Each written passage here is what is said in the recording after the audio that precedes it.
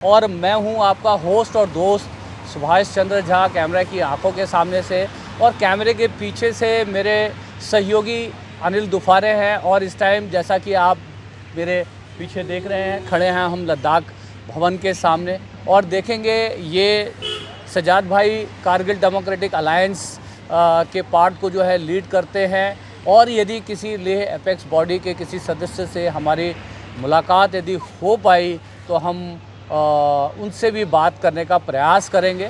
तो हम ये छोटी सी हमारी ये कोशिश लेह और कारगिल के लोगों ने जो हमारे चैनल को इतना ढेर सारा प्यार दिया है पिछले 2-3 महीनों में, तो उस प्यार के कर्ज को चुकाने भर का एक प्रयास है। यदि ये प्रयास समझ में आ रहा है, अच्छा लग रहा है और अभी तक चैनल सब्सक्राइब नहीं किया तो दोस्तों गुजारिश है कि चैनल सब्सक्राइब कर लेंगे तो बड़ा अच्छा लगेगा।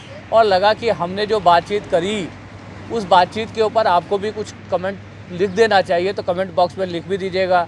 आपको लगे कि जो हमने बातचीत की वो बातें जो है मीनिंगफुल थी, तर्कसंगत थी, लॉजिकल थी, और आप ये महसूस करते हैं कि ये बातचीत ज़्यादा से ज़्यादा लोगों तक पहुँचे, तो कृपया अपने अपने सोशल मीडिया हैंडल के थ्रू ज़्यादा से ज़्यादा शेयर करके इस बातचीत को आगे भी जो है पहुँचाएँगे तो बड़ी मेहरबानी होगी। इसी सबसे पहले तो पद्मा, आपका बहुत बहुत स्वागत है हमारे चैनल चलते चलते के ऊपर।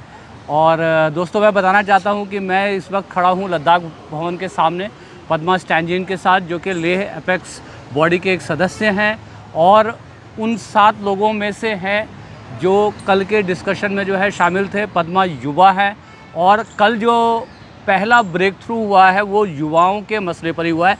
तो जानते हैं कि कल की मीटिंग की ब्रीफिंग क्या है, कल क्या बातचीत हुई, उस बातचीत का माहौल क्या था, कितने पॉजिटिव एटमॉस्फेयर में बात हुई और आगे किस तरह की बातचीत होने वाली है। तो पद्मा बताएं कल की मीटिंग के बारे में।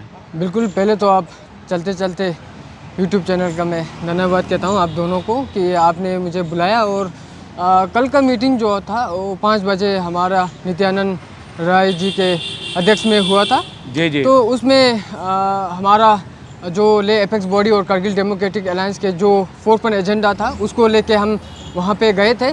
तो उस पर भी हमारा कुछ चर्चा हुआ था, जो कि हमारे स्टेटहुड, 6 शेड्यूल और एम्प्लॉयमेंट के बारे में हुआ था।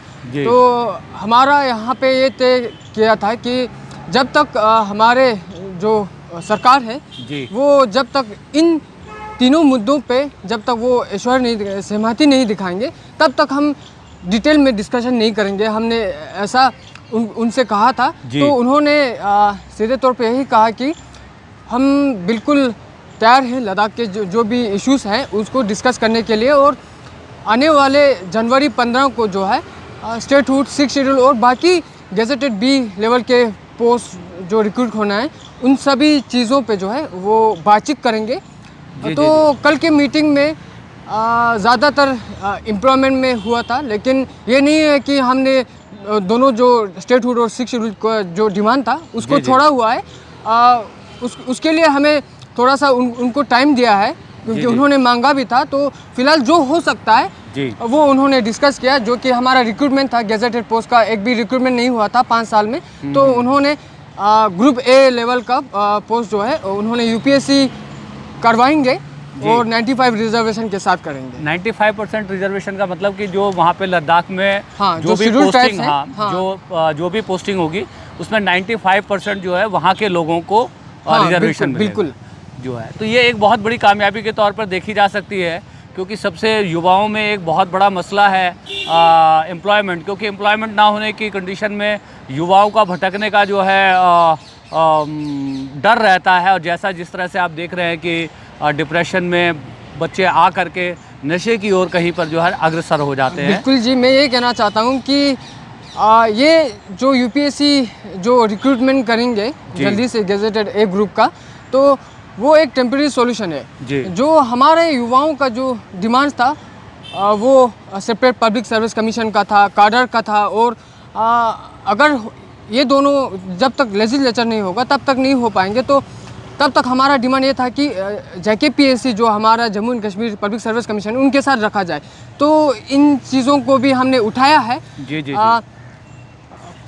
अभी खुशी उतना नहीं है जितना होना चाहिए, क्योंकि फिलहाल एक टेम्परेरी सॉल्यूशन निकला है। तो जो हमारा मुद्दा है तो उस पे जो है जनवरी 15 को डिस्कशन होंगे। उसमें हम उम्मीद कर रहे हैं कि सरकार जो है हमारे युवाओं के जो मुद्दे हैं और जो लद्दाखियों के जो मुद्दे हैं, जैसे 6 शेड्यूल जो हमारे पर्यावरण को बचाने के लिए, हमारे ज़मीन को बचाने के लिए, तो उन सारे चीज़ों पे वो सकारात्मक रूप से बातचीत करेंगे। हम ये उम्मीद करते हैं 15 जनवरी को। तो कल जो आपकी बातचीत हुई है लगभग कितने घंटे का डिस्कशन था? लगभग 2 घंटे का डिस्कशन हुआ। उन्होंने वहाँ पे पहले जो मीटिंग हुआ था उसके बारे में भी चर्चा हुआ, क्योंकि वहाँ पे हमारा लद्दाख पब्लिक सर्विस कमीशन देने का वादा किया था, रिजर्वेशन देने का वादा किया था। तो उन सभी चीज़ों पे भी डिस्कशन हुआ, तो इसीलिए वो 2 घंटे चला।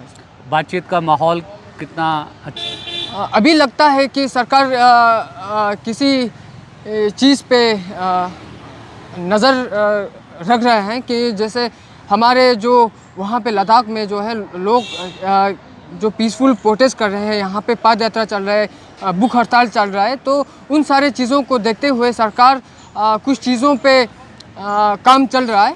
तो कल के मीटिंग में लगा कि वो थोड़ा पॉजिटिव है, काम कर रहे हैं। तो आने वाले जनवरी 15 को ये देखना है कि वो कितना सकारात्मक रूप से इस चीज़ पे बातचीत करेंगे।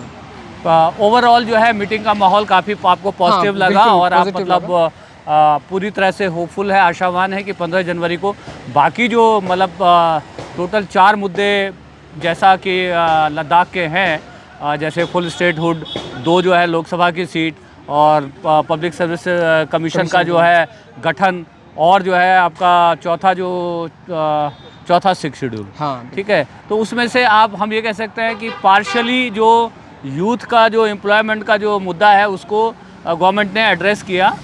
एड्रेस हम इस तौर पे कह सकते हैं कि उनका 5 साल हो रहा है, तो 5 साल में कोई रिक्रूटमेंट नहीं हुआ था। तो फिलहाल के लिए अगर ये जो टोक जो है, अगर हम 6 शेड्यूल पे आते हैं तो उस जो हमारा रेजिडेंट क्राइटेरिया जो वहाँ पे डोमिसाइल होगा वो अभी तक नहीं है। तो उसके कारण जो है गेजेटेड बी लेवल का पोस्ट अभी भी रुका हुआ है। तो इन चीज़ों पे बड़ी जल्दी से अगर कुछ नतीजा आता है तो वो बच्चों के लिए राहत होगा। तो अभी नहीं हो पाया है वो, तो हम उम्मीद कर रहे हैं। चलिए, एनीवे कि आपने जो है मीटिंग के बारे में एक डिटेल जो है जानकारी दी और आप होपफुल दिख रहे हैं। मीटिंग एक पॉजिटिव डायरेक्शन में, एक अच्छे डायरेक्शन में जा रही है। और जहाँ तक मैं समझता हूँ कि जो तारीख 15 जनवरी दी गई है वो भी कोई बहुत दूर नहीं है। हाँ, बिल्कुल। तो कोई ऐसा भी नहीं, गवर्नमेंट की इंटेंशंस भी मुझे ठीक लग रही हैं, पॉजिटिव लग रही हैं। लग रहा है कि गवर्नमेंट जो है इन सब मुद्दों को एड्रेस करना चाहती है, सॉल्व करना चाहती है और वहाँ पे जो ये रेस्टलेस की कंडीशन है उसको जो है ठीक करना चाहती है। तो इसी उम्मीद के साथ इस बातचीत को यहाँ पर ख़त्म कर रहा हूँ, इस उम्मीद के साथ कि आगे लद्दाख के जो बाकी रिमेनिंग मुद्दे हैं उन पर बड़े पॉजिटिव एटमॉस्फेयर में बात होगी। और 15 जनवरी को देखते हैं कि किस तरह से आगे की बातचीत होती है। और जो भी बातचीत होगी हम प्रयास करेंगे, हमारे जो लेह एपेक्स बॉडी के सदस्य हैं और जो बड़े लीडरान हैं उनसे, और केडीए डेमोक्रेटिक अलायंस के लोग भी हैं, उनसे बातचीत करके आप तक सभी जो ये जितने डेवलपमेंट्स हो रहे हैं इसकी जानकारी पहुंचाने की कोशिश करेंगे। और यदि ये कोशिश आपको अच्छी लग रही हो तो आपसे जो है रिक्वेस्ट करूंगा कि चैनल को यदि अब तक सब्सक्राइब नहीं किया तो सब्सक्राइब कर लीजिएगा। और मैं पद्मा से भी ये रिक्वेस्ट करूंगा कि यदि एक थोड़ा सा अपील मेरे चैनल के लिए कर देंगे कि हमारे चैनल को जो है थोड़ा सहयोग करें, लोग सपोर्ट करें और सब्सक्राइब करें। बिल्कुल। चलते चलते यूट्यूब चैनल का मैं तहे दिल से धन्यवाद कहना चाहता हूँ पहले तो, क्योंकि उन्होंने लद्दाख के जितने भी जो इश्यूज़ थे, पद यात्रा जो हुआ था उसमें भी आपने बड़े हमारे जो मुद्दे थे वो लोगों तक पहुँचाया, तो उसके लिए हम शुक्रगुजार हैं। तो प्लीज़ इनका जो यूट्यूब चैनल जो है उनको सब्सक्राइब कीजिए ताकि आप लद्दाख के जितने भी जो इश्यूज़ है या पर्यावरण के जो इश्यूज़ हैं तो उन पे अपडेट रहने के लिए आप बिल्कुल इनके चैनल चलते चलते को सब्सक्राइब कीजिए। मैं ये कहना चाहता हूँ। धन्यवाद। Thank you Padma, all the best और आप एंजॉय करिए दिल्ली को। Thank you sir. Okay sir, thank you.